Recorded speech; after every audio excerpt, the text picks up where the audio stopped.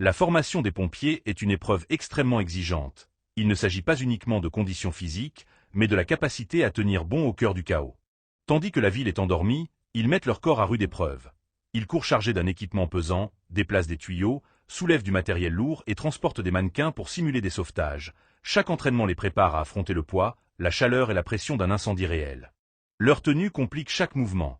Casque, masque, appareils respiratoires et combinaisons de protection s'additionnent pour créer une charge écrasante. Malgré cela, ils s'exercent à se déplacer avec rapidité et à rester lucides. Même lorsque l'équipement semble les ralentir, les exercices ont lieu dans une fumée dense, où voir devient presque impossible. Aucune lumière, aucun point de repère. Seulement le rythme de leur respiration. Dans cette obscurité, ils apprennent à garder leur calme, à se diriger au toucher et à localiser les personnes en danger. Vient ensuite l'épreuve du feu réel, une chaleur intense et des flammes incontrôlables. Ils avancent volontairement vers elles pour comprendre leur propagation et savoir les maîtriser au moment décisif. Pourtant, le défi le plus redoutable est mental. Rester maître de soi sous une pression extrême, décider en une fraction de seconde, surmonter la peur et continuer d'avancer lorsque tout incite à s'arrêter.